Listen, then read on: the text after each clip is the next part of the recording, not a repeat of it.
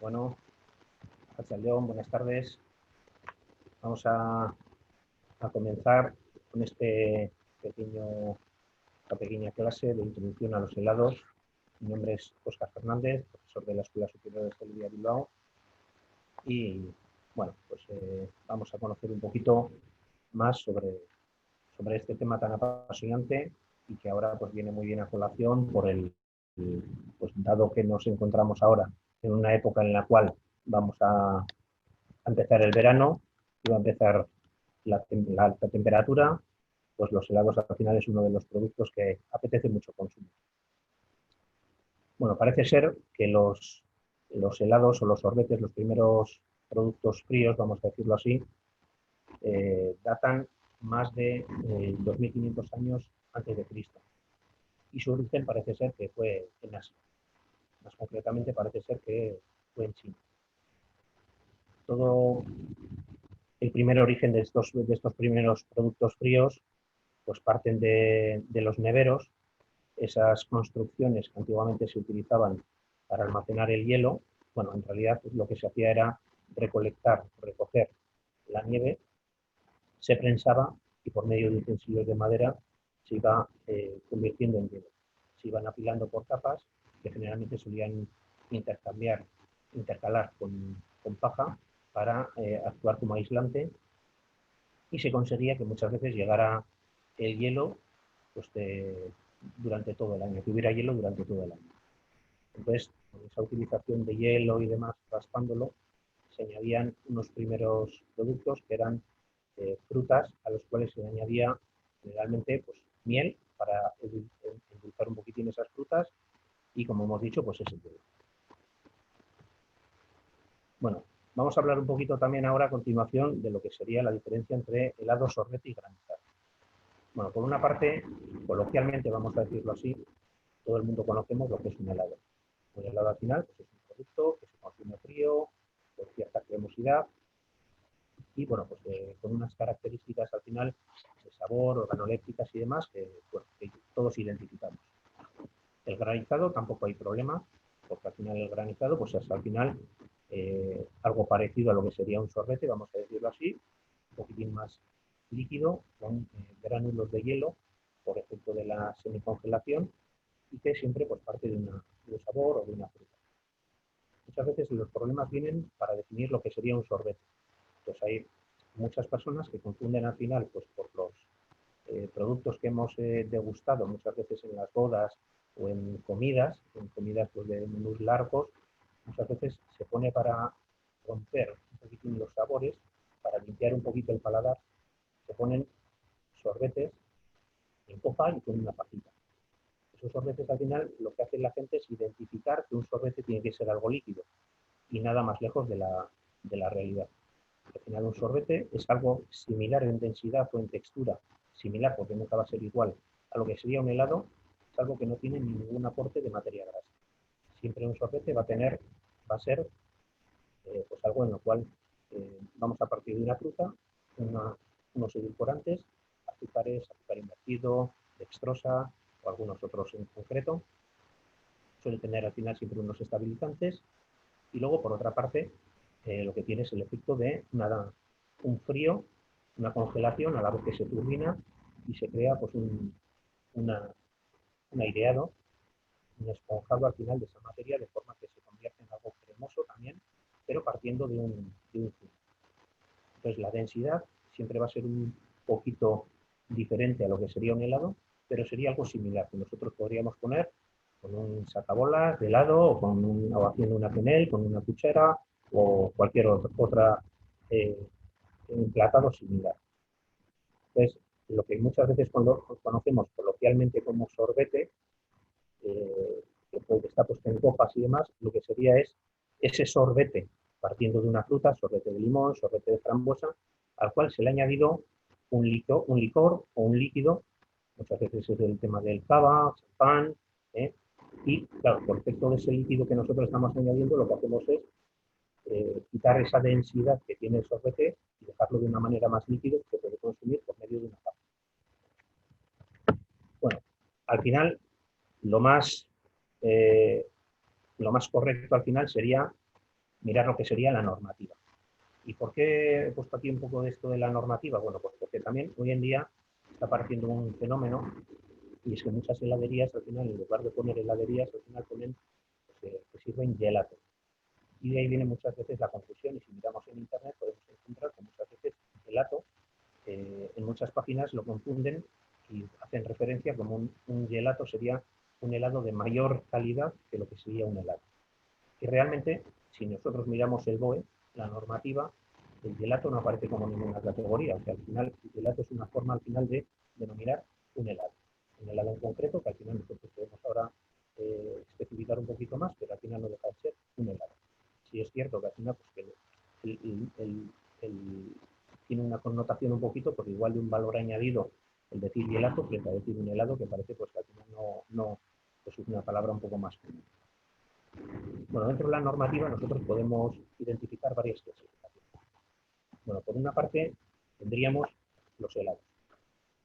Un helado, al final, la normativa lo que dice es que es un producto, bueno, primero vamos a ver qué es lo que denomina la definición de lo que sería un helado. Un helado, al final, sería una preparación alimenticia que nosotros lo que hemos hecho es llevarla a estado sólido, o sea, por medio de un enfriamiento, una congelación a la vez que se mueve, le hemos dado un estado sólido. Y que ese estado sólido debe esa pastosidad debe mantenerse hasta el momento de consumo. Eso es lo que la normativa más o menos define como un helado. Y dentro de lo que serían los helados, pues podemos entender, como he dicho, pues los helados normales, que serían productos que tienen un 5% mínimo de materia grasa dentro de su elaboración. Luego tenemos también otra diferenciación de lo que sería un helado artesano. Esta clasificación, al final, el BOE lo hace para dar un valor añadido un poquito a todos esos artesanos heladeros que elaboran al final sus helados de una manera más tradicional y dándole el valor añadido precisamente a la persona, a esa persona que logra hacer sabores, texturas un poco diferentes a los que serían las industriales. Luego, por otra parte, tendríamos el helado de leche. El helado de leche, al final, es similar a lo que sería el helado normal, vamos a decirlo así, lo que tiene es menos materia grasa. Debería tener siempre un mínimo de un 2,5% de materia grasa y siempre esa materia grasa vendrá dada por los lácteos. Es una materia grasa aportada por la leche, nata y demás. Luego, por otra parte, tenemos el helado crema, que no lo he puesto aquí en la clasificación, pero que quizás es el helado que más nos interesa a nosotros, que luego vamos a comentar un poquito más, porque el helado crema al final es el helado que tiene un mínimo de un 8% de materia grasa. Ese 8% de materia grasa, el 8 y 10%, vamos a decirlo así, que serían como las texturas más completas a nivel organoléptico, a nivel de textura. O sea, son texturas en los helados muy, muy buenas, vamos a decirlo así. Y luego, por otra parte, tendríamos lo que sería el mantecado. El mantecado, al final, es un helado que puede ser cualquiera de los anteriores, al cual se le ha añadido un mínimo de un 4% de yema de huevo. La yema de huevo tiene unas ventajas, pero a su vez también podría tener ciertas desventajas. Como ventajas, al final, tiene pues, que la yema de huevo actúa también como estabilizante para los helados. ¿Qué quiere decir esto? Bueno, luego lo comentaré más en concreto, pero los helados nunca deben tener agua libre dentro de su formulación. Ese agua libre luego lo que hace es crear cristales de hielo, que seguramente que nos ha pasado a todos, encontrarnos en un congelador, un helado que lleva al final varias semanas y que cuando lo vamos a consumir, pues no es agradable porque al final estamos degustando y estamos palpando, al final estamos comiendo como cristalitos de hielo. Entonces, eso es lo que evita también mucho la yema de huevo. Desventajas al final de meter la yema de huevo, pues al final la yema de huevo tiene un sabor característico y que ese sabor al final igual no cuadra con todos los sabores que nosotros queremos aportar a nuestros helados. Luego, por otra parte, después del mantecado, como podemos en la clasificación, tenemos el sorbete y tendríamos también el granizado a continuación. Bueno, el sorbete y el granizado van a ser más o menos los dos similares, vamos a decirlo así, salvo que la textura de uno y otro van a ser diferentes. El sorbete al final vamos a tener un mínimo de un 15%, de frutas. Y siempre tiene que tener un mínimo de un 20% de extracto seco. El extracto seco luego lo comentaremos. Pero bueno, el extracto seco al final sería, vamos a decirlo así, como el residuo que quedaría en un helado si nosotros evaporamos todo el líquido que pueda tener ese helado. En ese extracto seco muchas veces están englobados productos que no son realmente secos, como puede ser en un momento dado las grasas. Las grasas que no serían totalmente sólidas, pero bueno, lo vamos a englobar dentro de lo que sería el extracto seco. En un sorbete obviamente no va a tener nada de grasa y el extracto seco solo va a venir dado por medio de los azúcares, por medio de los estabilizantes que le metamos si le metemos y por medio de la fruta que estemos utilizando. Entonces un sorbete debería tener siempre un mínimo de un 15% de fruta. Bueno, los helados en realidad también. Los helados, si nosotros vamos a hacer un helado de fresa, la mínima proporción que nosotros podemos meter es un 15% de fresa. Salvo en algunos productos que pueden ser característicos por su acidez y demás, como puede ser el limón, cítricos, naranja y algún otro, polen, pomelo. Pues ese tipo de ingredientes, ese tipo de frutas, por tener una acidez mucho más acuciante, pueden llegar a tener solo un 10% de fruta, pero el resto tendrían que tener un mínimo siempre de un 15% de fruta. Entonces, ¿cuál es la diferencia al final de un sorbete y un granizado? Bueno, pues un granizado al final va a estar en un estado semisólido. Eso sería lo que es un granizado. Sin embargo, un sorbete va a estar en estado sólido. Como hemos comentado antes, no confundir nunca con los sorbetes muchas veces que servimos pues en los menús de bodas y demás. Bueno, temperaturas de consumo. Bueno, la temperatura de consumo al final de un helado depende al final un poco del sitio donde lo estemos consumiendo. Generalmente en los restaurantes no tienen un expositor, entonces la temperatura al final a la cual suele estar el helado suele estar la temperatura de almacenamiento de un arcón, que suele estar unos menos 18 grados negativos. Esa temperatura no es la mejor temperatura de consumo, por eso al final las heladerías suelen tener unos expositores en los cuales el helado suele estar a menos 13 grados, o sea, la temperatura es un poquitín más elevada. Esa temperatura más elevada pues permite, por una parte, degustar mucho mejor por los sabores, son mucho más perceptibles los sabores, y por otra parte, lo que permite es pues que la textura no sea tan densa, un poquito más cremosa. A pesar de que esas serían las temperaturas de consumo, las temperaturas de almacenamiento siempre tienen que cumplir la legislación. Y la legislación dice que cualquier producto congelado no puede estar a una temperatura superior a 18 grados negativos, menos 18 grados. Entonces la temperatura de almacenamiento tiene que ser siempre de menos 18 grados o inferior. En un momento dado, si nosotros fuéramos a trasladar, pusiéramos un negocio y queremos vender nuestro helado, la temperatura máxima que puede alcanzar nuestro helado en el transporte nos permite la legislación 4 grados. O sea, quiere decir que nosotros no podemos entregar nuestro helado o nuestro sorbete a una temperatura superior a los 14 grados bajo cero.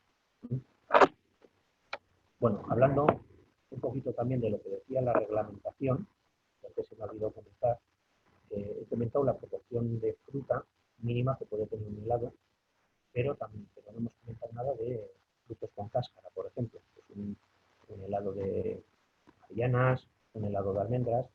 La proporción de esos frutos sí que es cierto que puede bajar del 15%, de hecho suele ser, ¿vale? Pues la proporción mínima tiene que ser en torno al 7%.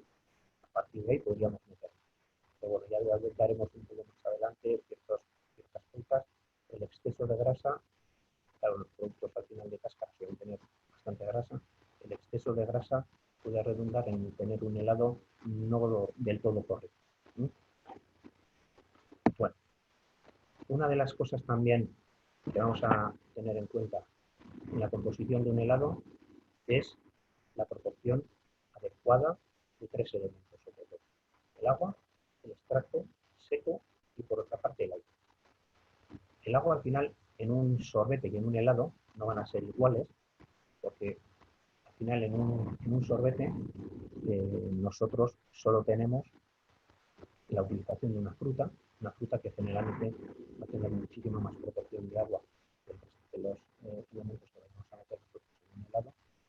Pues las frutas pueden estar en torno a un 80%, algunas un poco menos, pero algunas, por ejemplo, como la sandía o el melón, van a tener una proporción mayor de agua. Entonces, ese agua nos dificulta un poquito también en la consecución de los objetivos que necesitamos del extracto seco. Entonces, por una parte, la proporción más adecuada de lo que sería de agua en un helado y en un sorbete sería en torno a un 60% y a un 75%. Más agua de un 60%, menos agua de un 60%, no es del todo correcto porque puede resultar un helado que sea duro, que sea demasiado mazacote a la hora de degustarlo, que no sea nada cremoso. Y un helado al final que tenga demasiado agua, pues va a tener mucho menos sabor, por una parte, porque al final el producto es lo que va a aportar el sabor, y por otra parte, es muy probable que se nos estropee la textura con mucha facilidad y que nos empiece a crear cristales de hielo. Bueno, por otra parte está el aire. Bueno, el aire, que parece que no es algo importante en un helado, tiene una importancia muy elevada. ¿Por qué? Bueno, pues porque por una parte los helados nunca se venden por peso, o sea, los helados se venden por volumen. Nosotros al final compramos 1 litro de helado, compramos medio litro de helado, compramos 5 litros de helado, pero eso no quiere decir que esos 5 litros de helado pesen 5 kilos. Al final, si nosotros descongelamos un helado, cuanto más industrial sea, nos vamos a dar cuenta que la mitad de lo que hemos descongelado desaparece. ¿Qué quiere decir? Que lo que tenía ese helado era muchísimo aire.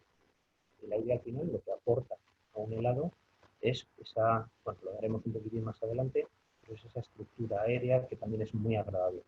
Entonces, la legislación dice que un helado de 1 litro no puede pesar menos de 430 gramos. ¿Qué quiere decir? Que al final en un helado de 1 litro estaríamos teniendo casi todo aire, más de la mitad sería aire. Entonces, la legislación nos permite como mucho ese gramaje. Eso no quiere decir que sea el gramaje más adecuado. Nosotros, pues como pongo aquí en la presentación, una proporción adecuada de aire sería un 35%. Esto se denomina overrun. El overrun sería la proporción de aire que nosotros hemos metido durante el año. Y luego, por otra parte, y por último, uno de los ingredientes que nosotros tenemos, bueno, ingredientes o categorías, vamos a decirlo así, que nosotros tenemos que tener en cuenta en nuestra elaboración de nuestro helado o nuestro sorbete, sería la proporción de extracto seco.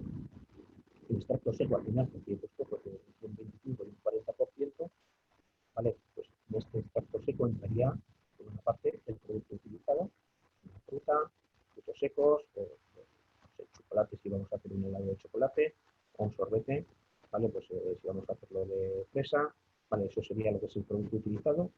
La materia grasa, obviamente la materia grasa solo está englobada en lo que serían los helados. Hemos dicho que un sorbete no va a llevar nada de materia grasa.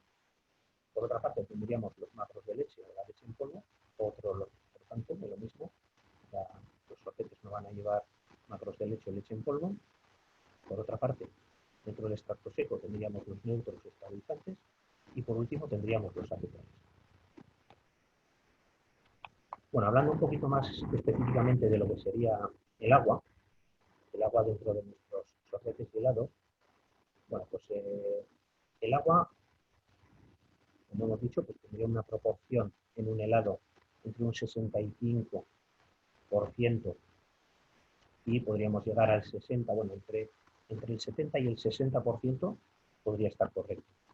Es más fácil que nos acerquemos generalmente al 60% de agua, muchas veces en los helados, porque al final estamos metiendo ingredientes que tienen mucho residuo, con lo cual ese extracto seco nos aporta al final, bueno, nos disminuye la proporción que va a tener de agua, ¿vale? Pero bueno, siempre vamos a estar entre esos parámetros. Y en un sorbete, pues como hemos dicho, también pues eso puede estar entre un 70-75% de agua y un 25-30% de extracto seco. Estas serían las proporciones al final que nosotros deberíamos buscar dentro de nuestro sorbete o de nuestro helado. Bueno, ¿qué nos aporta al final el agua dentro de los sorbetes y de los helados? Por una parte, hay dos elementos que son contrapuestos. Por una parte está el agua, que es lo que aporta el cuerpo a los sorbetes y a los helados, y por otra parte están los azúcares, que luego los vamos a explicar más en concreto, pero que los azúcares son, pues evitan la cristalización, evitan la congelación al final de nuestros sorbetes y de nuestros helados.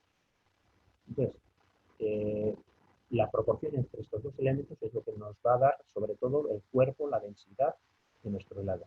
Luego el resto de elementos también aportan, porque la grasa luego va a aportar ciertas texturas y demás que luego vamos a ver, pero básicamente lo que tenemos que tener muy claro es que el defecto de agua al final va a tener unas consecuencias y el exceso de agua va a tener también unas consecuencias. Entonces, cosas al final que nos crea el agua, pues nos crea cristales de hielo. Los cristales de hielo, al final, tenemos que intentar que sean lo más pequeños posible. ¿Cómo conseguimos al final un cristal pequeño? Bueno, por una parte con una congelación muy rápida y por otra parte por medio del batido. Nosotros cuando estamos turbinando el helado, el sorbete, lo que estamos haciendo es romper al final por ese batido, estamos rompiendo todos los cristales que tiene nuestro helado, todos los cristales de hielo que tiene nuestro helado. Y como he comentado antes, nunca debe quedar nada de agua libre en lo que sería nuestro sorbete y nuestro helado. Bueno, ¿cómo conseguimos al final que no haya agua libre?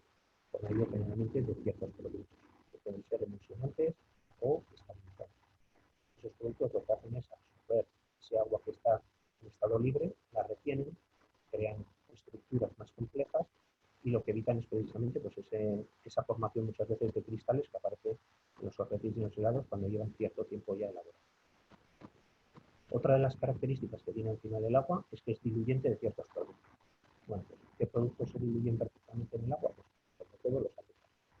Los azúcares, porque el edulcorante y demás, crea pues, soluciones verdaderas, que con el agua, de forma tradicional, pues, no se notaría la disolución.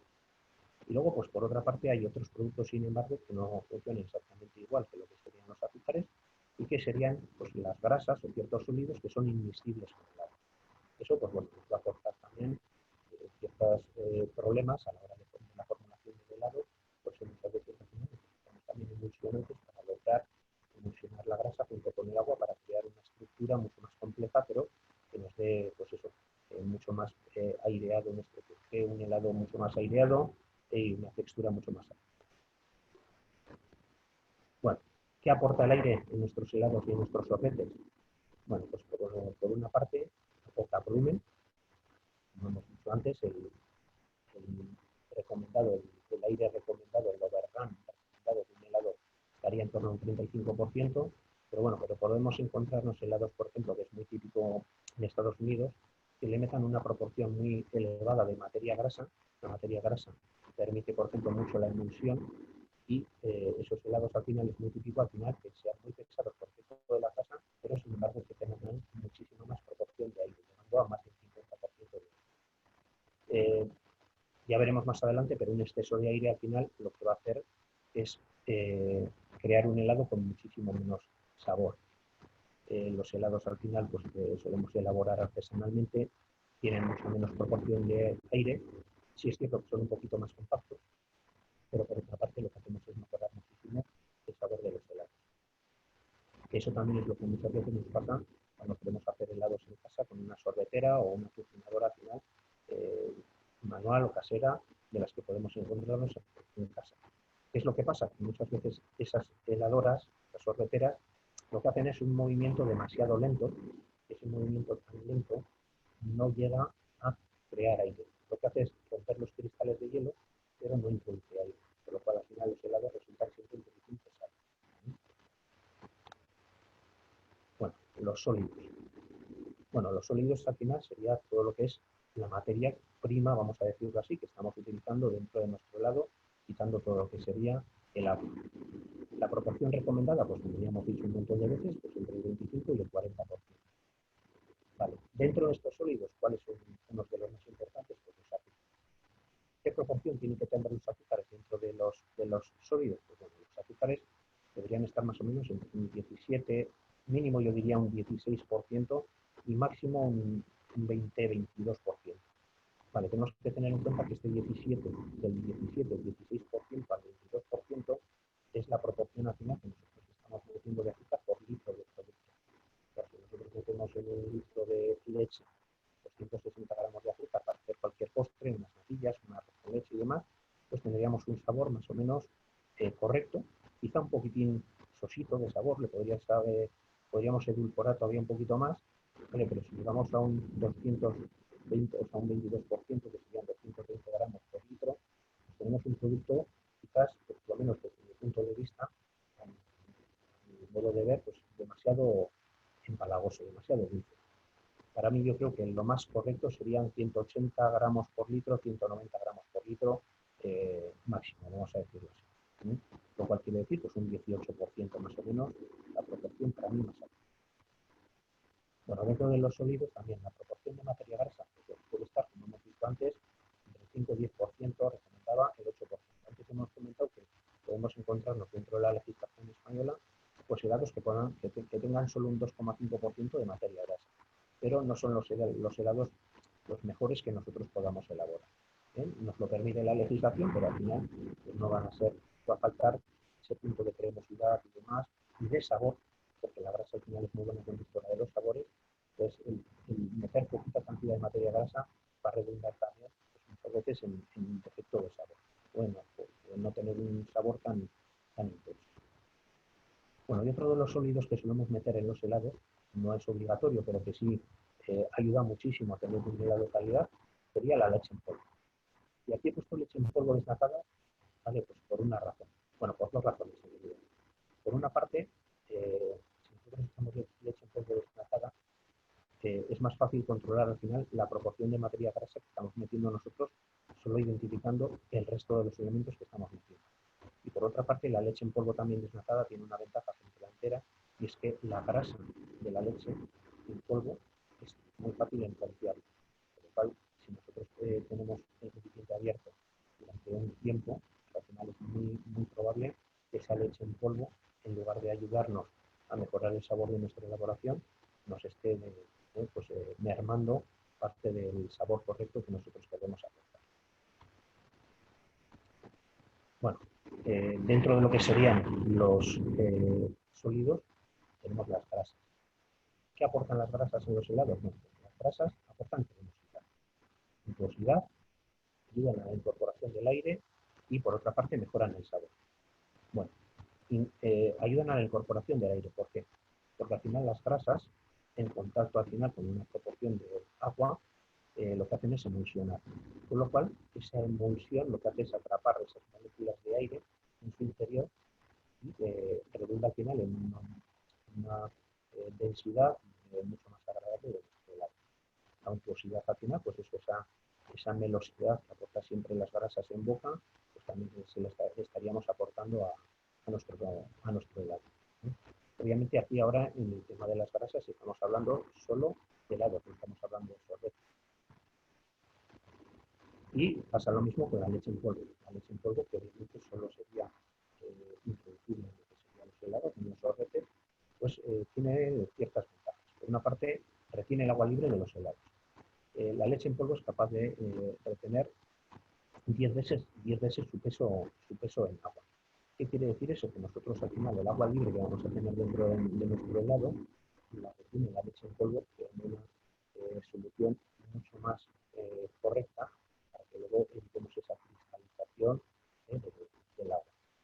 Luego, por otra parte, pues aporta cuerpo y estructura. Eso mezclado al final por esa capacidad de retener líquidos y demás, pues nos va a aportar también, y por las proteínas que tiene y demás, nos va a aportar una estructura también interesante a nuestro helado. Ayudan a la incorporación del aire y, como hemos dicho, por esa capacidad de retención que tiene del agua, pues evita la formación de los cristales. Bueno, a continuación, los azúcares. Bueno, ¿qué aportan los azúcares en los sorbetes y en los helados? Pues como he comentado antes, es otro de los puntos importantísimo dentro de un helado. No solo por el tema de aportar el dulzor, que ese dulzor lo que va a hacer es aportar un sabor correcto dentro de nuestra elaboración, sino por otra parte, y aquí vienen los dos puntos más importantes, que regulan la textura y controlan el PAC. Bueno, ¿qué es el PAC? Bueno, pues el PAC sería la abreviatura de poder anticongelante. Si nosotros hacemos la prueba de meter una disolución de agua con azúcar en el congelador, si tiene la suficiente proporción de azúcar, veremos que ese agua no se llega a quedar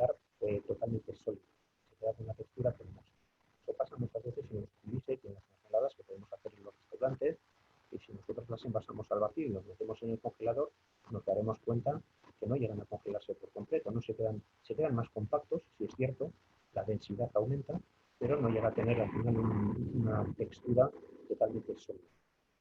Y eso mismo es lo que estamos buscando nosotros en la elaboración de nuestro congelador y de nuestros sorbetes. Esa textura es lo que regula los azúcares. Como hemos dicho, es por el poder anticongelamiento que tiene al final del tema de los azúcares. Bueno, ¿cuáles son los edulcorantes más utilizados? Bueno, pues por una parte tenemos la sacarosa, que sería la más común. Por otra parte tenemos la dextrosa. La dextrosa al final es glucosa B o B-glucosa. Bueno, pues al final es un tema de la dextrosa. Se utiliza la dextrosa sobre todo porque tiene muchísimo más poder anticongelamiento de lo que sería la sacarosa. Para que nos hagamos una idea, la sacarosa al final se toma como valor de referencia porque es el azúcar más utilizado, pero vamos a decirlo que en porcentaje sería un 100%. La sacarosa edulcora un 100% y tiene un poder anticongelante también de un 100%. Sin embargo, la dextrosa prácticamente duplica ese poder anticongelante, tiene un poder anticongelante de un 190, que sería en porcentaje 190%, y sin embargo tiene una ventaja también frente a la sacarosa, y es que su poder edulcorante es menor, bastante menor que lo que sería la sacarosa. Se calcula más o menos, se tiene como referencia un 70%, o sea, 70 sobre 100 de lo que sería el poder edulcorante de la sacarosa. ¿Qué ventaja tiene eso? Bueno, pues que si nosotros cuando estamos formulando nuestro helado vemos que nos ha quedado demasiado compacto, demasiado sólido, la próxima vez lo que podemos hacer es reducir parte de esa proporción de sacarosa que hemos metido, de azúcar común, y meter en sustitución dextrosa. Esa dextrosa lo que va a ayudar es, por una parte, a evitar ese endurecimiento, porque por el mayor poder que tiene anticongelante de la dextrosa, y por otra parte podemos incluso crear un sorbete o un helado menos dulce que lo que sería un helado creado por medio de la sacarosa. Bueno, otro de los edulcorantes que tiene muchísimo poder también anticongelante sería el azúcar invertido. El azúcar invertido al final tiene un poder anticongelante similar al que es la dextrosa, pues sería más o menos del 190%. Entonces el valor que se suele tomar es como 190, pero en este caso sí que es cierto que el azúcar invertido edulcora más que lo que sería la sacarosa. El poder edulcorante del azúcar invertido sería del 130%. El 130 sería el valor del el poder edulcorante que tiene el azúcar invertido. Vale. ¿Qué ventaja tiene, por ejemplo, la unión de la dextrosa con el azúcar invertido? Bueno, pues que uno tiene, hemos dicho, poder edulcorante de 130, el otro tiene, la dextrosa, un poder edulcorante de 70. ¿Qué quiere decir? Que si yo sustituyo una proporción de sacarosa, vamos a poner 60 gramos, por ejemplo, por 30 gramos de dextrosa y 30 gramos de azúcar invertido, como el poder edulcorante de uno es 130 y el otro es 70, nosotros estamos manteniendo nuestro nivel de dulzor, porque 130 más los 70 serían 200, entre 2 al final sería 100. Por lo cual al final estamos manteniendo nuestro poder edulcorante o nuestro dulzor en nuestro sorbete, en nuestro helado, pero sin embargo, por meter al final dos productos que tienen mucho mayor poder anticongelante, estaríamos evitando la cristalización o ese endurecimiento excesivo de nuestro sorbete. Esta es la mayor ventaja que tiene sobre todo la utilización de la dextrosa y el azúcar invertido, que es muy fácil de utilizar, por ejemplo, manteniendo el dulzor de nuestro helado. Luego, por otra parte, también podemos utilizar la glucosa. Como hemos dicho, la dextrosa sería glucosa D o T-glucosa. La glucosa fina, cuando estamos hablando de glucosa, no es nunca una glucosa pura.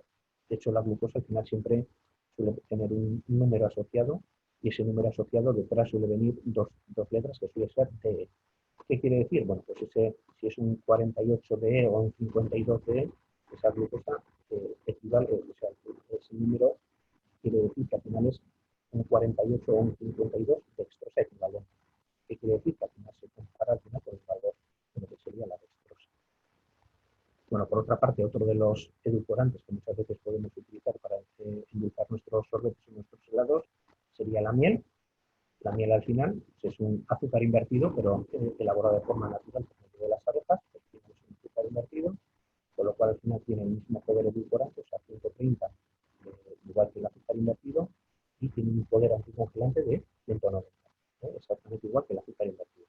Y luego, por otra parte, también muchas veces se utiliza en algunos productos dietéticos la fructosa, pero el problema de la fructosa es que muchas veces aporta sabor metálico a nuestras elaboraciones. Bueno, aquí vemos un poquito en una tabla pues todo lo que acabo de comentar, pues la sacarosa, el POP 100, el PAP 100 también, la dextrosa 70 de poder edulcorante POP y del PAC de 190, y como hemos comentado, 130, 190 tanto del azúcar invertido como de la miel. Y luego, pues bueno, tendríamos el poder edulcorante de la glucosa, ¿vale? Que una glucosa 52, que sería 52 dextrosa equivalente, pues tiene un poder edulcorante de 50 y un PAC de 90. Tenemos que tener en cuenta que cuando estamos hablando de la glucosa, siempre estamos hablando que no es pura, siempre suele ser jarabes de glucosa, con lo cual una parte importante es agua, y luego por otra parte muchas veces suele haber residuos también que suelen ser de maltodextrinas y demás. Bueno, y con esto voy a dar por finalizada nuestra pequeña charla sobre los helados y los sorbetes. Y si hay cualquier persona que tiene alguna duda, pues que me diga ahora, que ahora es el momento de elaborar todas las preguntas.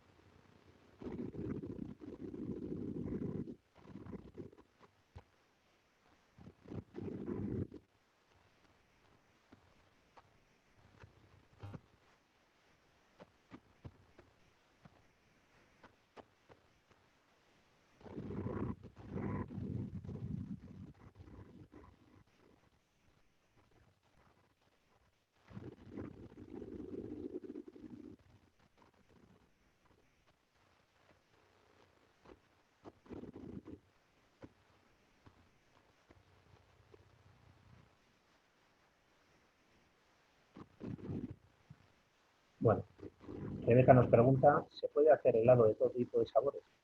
Bueno, pues en principio podríamos decir que sí. Lo que pasa es que sí es cierto que muchas veces la formulación de ciertos helados se complica bastante para conseguir todas esas proporciones que hemos estado antes comentando. ¿eh? Hay algunas veces, pues si nosotros queremos hacer helados salados, por ejemplo, conseguir una textura cremosa y demás, pues muchas veces, y que no cristalice, pues se nos hace mucho más complicado que conseguir, por ejemplo, helados. Pero en principio podríamos decir que prácticamente se podría hacer helado de todos los sabores. No he comentado nada del tema de los aditivos. Sí he comentado al final que cuando estamos hablando de un helado al final de una fruta, tiene que tener un 15% menos, perdón, un 15% como mínimo de esa fruta. Salvo, pues lo que hemos dicho, de cítricos y demás, que podría ser un 10%, los productos con cáscara, que podría ser un 7%. Pero también es cierto que se permiten ciertos aditivos en cuanto a colorantes, en cuanto a saborizantes para aportar a nuestro helado. ¿Sí? Vale. Adolfo Lasarte nos dice una formulación tipo que sirva para todos los helados variando la fruta. A ver, no hay una formulación tipo realmente que sirva para todos y para todas las temperaturas.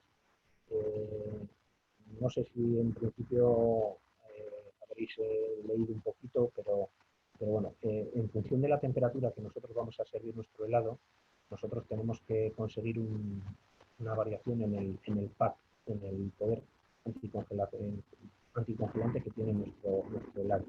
Entonces, ese poder anticongelante varía en función de las proporciones que nosotros vamos a aportar. Y eso va en función de los ingredientes y de las cantidades que nosotros vamos a aportar. Entonces, al final, pues como he dicho al final, pues bueno, sí podríamos meter al final unas proporciones así un poquito tipo de meter al final pues un 8% de materia grasa, pues azúcares más o menos pues unos 180 gramos más o menos de azúcar por litro. Siempre es bueno, por ejemplo, hacer un 70% como tipo, si no vamos a hacer un helado en concreto de algo y que no queremos complicarnos mucho la vida, muchas veces se suele decir que lo que tenemos que hacer es un 60 o un 70% de azúcar, por ejemplo, en lo que sería la proporción de sacarosa, y un 40% o un 30% de lo que sería la mezcla, por ejemplo, de azúcar invertido con dextrosa. Con eso podríamos tener más o menos una textura bastante adecuada. Siempre pues, sustituyendo un 30% de los azúcares o un 35 o un 40% de los azúcares por dextrosa y azúcar invertido. Con eso al final nos puede valer un poquito para todo, pero ya digo que al final siempre cuando queremos hacer un helado en concreto deberíamos hacer pruebas porque cada producto que estamos utilizando, las frutas en concreto no todas tienen el mismo poder de dulzor. Incluso pues, depende del grado de maduración que tenga también debería variar la cantidad de azúcar que nosotros deberíamos meter a nuestro helado.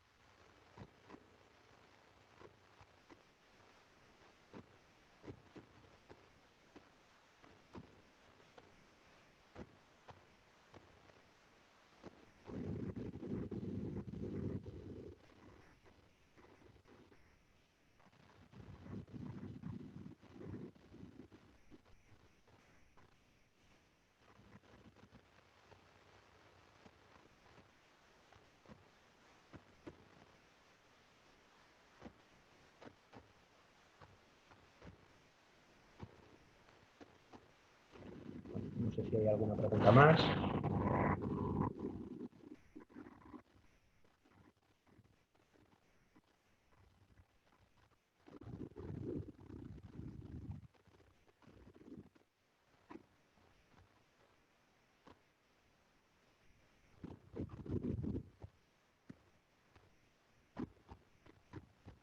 Bueno, Adolfo Lasarte pregunta, para hacer un helado salado de una salsa, por ejemplo, ¿por qué sustituimos el azúcar? Bueno, pues al final, como hemos dicho también, por una parte, nunca deberíamos sustituir el azúcar 100%, siempre tendríamos que meter una proporción de azúcar porque es lo que nos aporta el poder, sobre todo anticongelante. Lo que sí podríamos es aportar pues, una mayor proporción de grasas o incluso pues, muchas veces también el tema de los alcoholes. El tema de los alcoholes al final también tienen un poder anticongelamiento que es bastante importante porque al final gran parte de esos alcoholes al final surgen o salen de la fermentación al final de los azúcares, con lo cual al final pues, el contenido en azúcar es bastante importante. Entonces, pues bueno, podríamos aportar mayor proporción de materia grasa y podríamos aportar pues, cierta proporción al final de alcohol. Pero siempre deberíamos meter siempre una proporción de azúcar, por lo menos para evitar esa cristalización de nuestros sorbetes y de nuestros helados.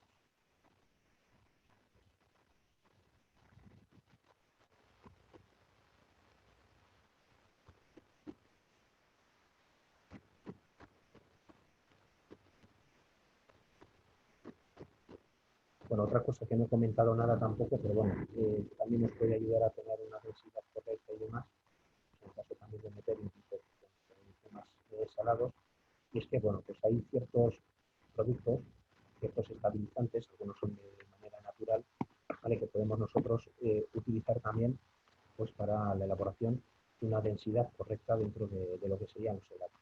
Pues algunos de esos productos, por ejemplo, puede ser el uso de ciertas gelatinas, en algunos casos se puede utilizar el agar-agar, podemos utilizar también pues, goma guar, podemos utilizar también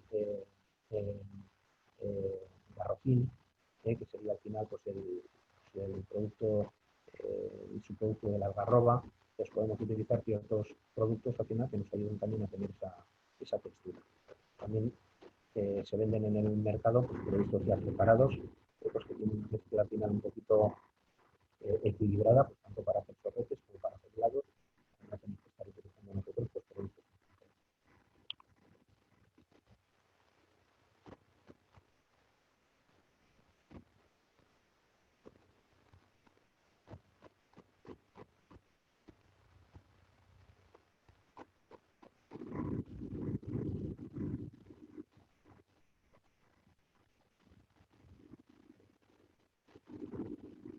Bueno, no sé si si hay alguna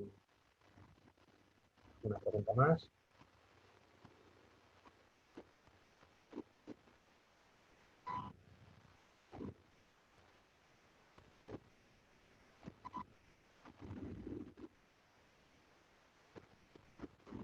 Bueno, pues si no hay ninguna pregunta más, pues con esto vamos a finalizar esta primera toma de contacto. Nuestros papeles ya nuestros lados. Muchas gracias por la asistencia, por el casco. Y si tenéis cualquier duda, pues podéis preguntarnos directamente. Estamos a vuestra disposición en la Escuela Superior de Historia.